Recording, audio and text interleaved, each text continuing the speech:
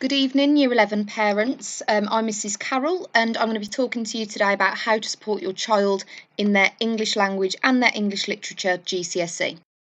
So, first of all, I'll just talk you through the papers that your child will be sitting. So, the first one is English Language Paper 1, and this is all based around an unseen fiction extract. With that extract, they will have 5 questions to answer, and you can see the questions on the screen now.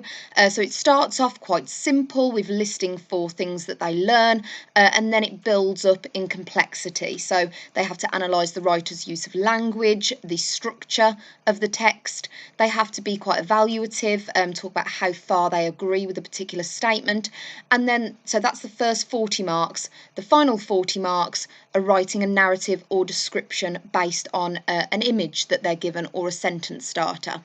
So they have the opportunity to do both reading and writing in that exam. The second paper that they sit is very similar in structure, but instead of being focused on one fiction extract, it's focused on 2 non-fiction extracts. So they might have part of a diary entry, they might be given a letter to look at, it might be an article, and it often is an article. And again, they'll have 5 questions to answer. So the first 4 will be reading questions. Again, they start quite simple and build their way up. So they begin by talking about whether statements are true or false. They have to select the 4 true statements. They have to summarise the similarities or differences, making lots of inferences from what they read. They have to analyse language again. They have to compare writers' viewpoints. And then for the final 40 marks, they write a non-fiction text. So that might be an article, a letter, a speech. It could also be a leaflet or an essay as well.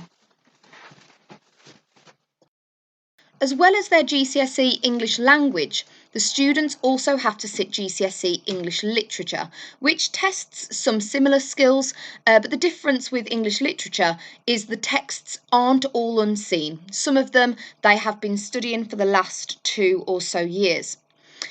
In paper 1, they will get 1 question on Dr. Jekyll and Mr. Hyde, and they will be given an extract from Jekyll and Hyde to support them. And the question will ask them to analyse starting with that extract. So they have to talk about the extract and analyse it, but they also have to talk about the rest of the novel as well.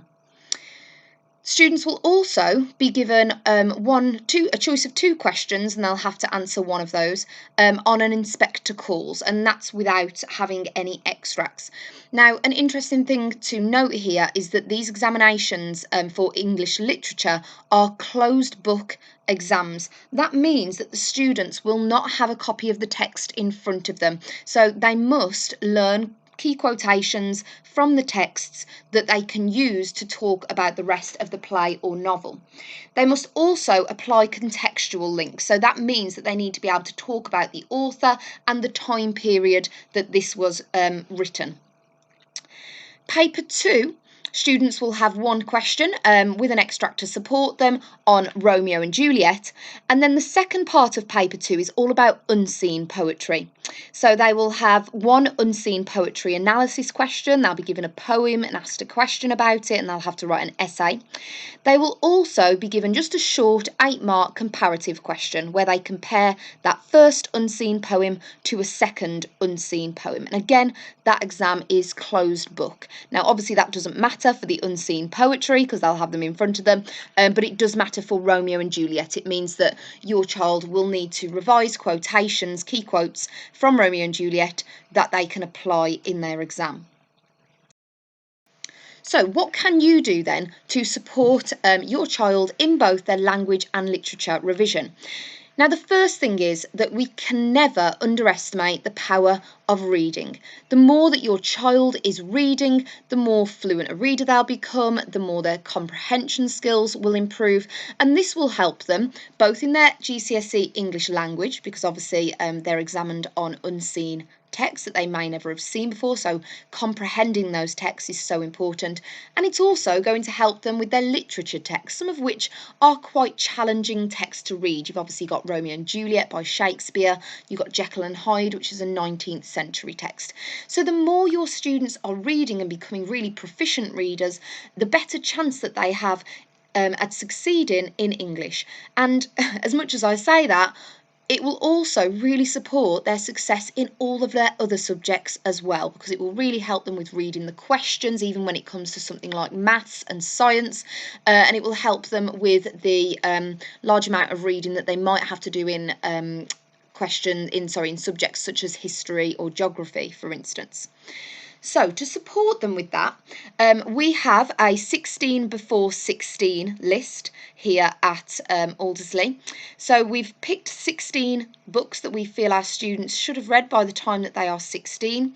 They are all available in school. If they're not readily available to students, then all your child has to do is come and ask one of us, and we'll make sure that we find a copy for them as quickly as possible, because we would love it if they would read some of these really, really challenging but really, really interesting texts.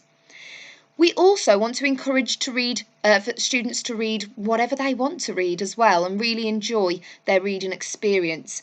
We do have library trolleys because of the year group bubbles at the moment. The year 11 students can't access our main library. However, what we've done is selected lots and lots of really good books that our year 11s will like, and they're in a trolley down in the year 11 zone, and they can borrow them and take them home and then bring them back and replace them as much as they want.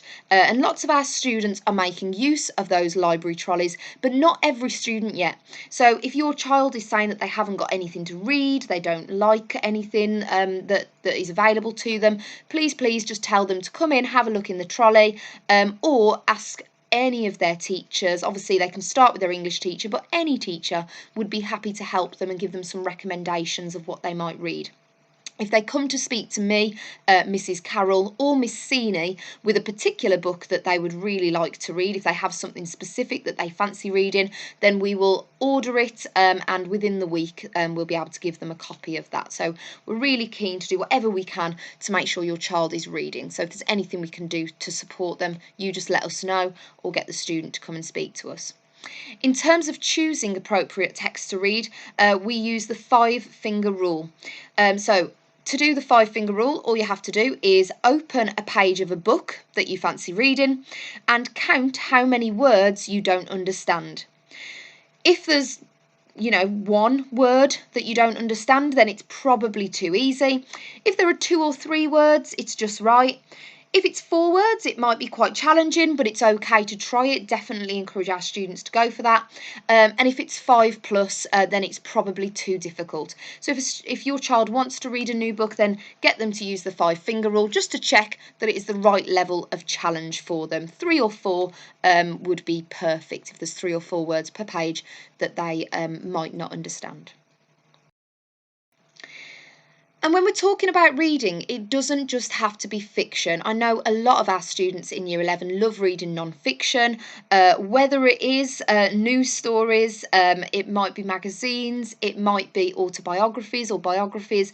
It is absolutely fine. Whatever they are into, that's great. We encourage them to read that. So if you would do the same, that would be absolutely fantastic. And like I said, if there's any reading material that you want your child to have, then please just let me know. My name's Mrs. Carroll and my email address will be at the end of this presentation. Just let me know and I'll ensure that that is sorted for you and your child. As well as reading, it is so important that our students practice writing well. There's lots of different ways that you can do this. A great way is for our students to practice writing short stories, or even some of our students have had a go at writing a full novel. We've got a few students now who have done that, which is fantastic. So please encourage your students to do something like that. Or it might be something as simple as keeping a journal, or maybe writing a blog.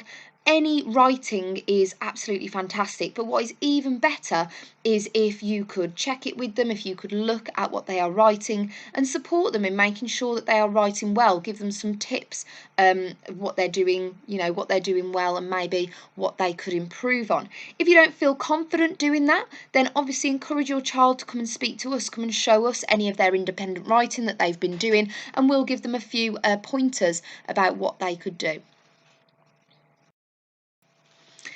Students must also understand their own needs. At the beginning of their knowledge books, we have rag rating sheets where students can either rag rate themselves, red, amber or green, for what their knowledge is like on that subject. And we have one at the beginning of the knowledge book and one at the end of the knowledge book. So again, students should be encouraged to rag rate themselves and then base their revision on their needs. So they should know exactly what they need to focus their revision on from their lessons and from their rag rating sheets. And please just encourage them to consider that when they're revising at home. Make sure they're revising the right things, the things that they need, rather than just revising what they feel comfortable with, because often that is what a lot of our students do. They revise what they already feel confident with because it makes them feel more comfortable. But actually we need to push ourselves out of our comfort zone now and make sure we're covering the content that we maybe aren't feeling so confident with. We have lots of other materials at school to support students. We have revision guides that students can purchase for £1.50. So if your student would like to do that, all they have to do is bring £1.50 to school, and I will get them to take that. I'll take them to reception to give that money in. It will give them a little slip, and then they can choose whatever revision guides they want from our stock cupboard. They've also, during their Independence Day, been given a free revision workbook for English language. I've just put a little snippet of what this workbook looks like inside, so you can see it's broken down for the students, and they can work their way through activities, and it will help to build up their skills and their knowledge for English language specifically. So how can your student revise? What can they be doing independently? There are a plethora of resources on Teams. So if your student goes to their English class on Teams, and they'll be able to show you this, so please encourage them to show you. They can have a look at all of the assignments that they have been set. If they look in files, they might find some extra revision materials there that their teacher will have put there in order to help them. So as much as possible, please consider your child to utilise all of that fantastic information on Teams. Every evening, we also post sundown studies sessions, so they post at about 8 p.m. every evening, and they are voice recorded PowerPoints, a little bit like this one, that students can work their way through. They're not for English every night, they're for all sorts of different subjects, and students are given a timetable of what subject is going to be posted each night. So again, please encourage your students to use this because it is a fantastic resource, and we've already seen the difference with the students that have been using those sundown studies sessions to help them revise independently. There are also revision websites. Your student will be familiar with Seneca. There's lots of fantastic materials on Seneca, and their English teacher, can point them in the right direction there. Making flashcards is a brilliant way to revise, writing a question on one side, the answer on the other, and then students can use that to test themselves, or perhaps you could test them at home or get a friend to test them. There are lots of revision apps available. If they type onto their app platform, GCSE English, then there's all sorts of different apps, free apps that they can get hold of. They have actually been given a sundown studies session that talks through the different apps that they can use. Some students like to create their own social media account that is dedicated to English language or English literature revision. For instance, in the past, students have made literature quote Instagram accounts where, each day or each week they post a quote, and then they can keep looking back at all the quotes that they've posted, and other students can follow them, and it will help the other students with their revision too. Some students like mind mapping. It might also be as simple as rereading key text. We've got so many copies of Jekyll and Hyde and Inspector Calls, Romeo and Juliet, that students can borrow, take home and read at home as part of their independent revision. And we also have a plethora of practice papers here at school available in the outside W2 in the Year 11 zone that students can just take and can complete in their own time. Teachers are more than happy to mark those for them as well and give them some feedback. So if they do that, please encourage them to give them in to their teachers. So thank you very much for your time. Like I said earlier, if you have any further questions, please contact me on kcarroll@aatrust.co.uk. I'm more than happy to answer any of your questions. And if you've got any other ideas about anything that we can do to support your child further, then also contact me. I'd love to hear your ideas. Thank you very much. It was lovely speaking to you.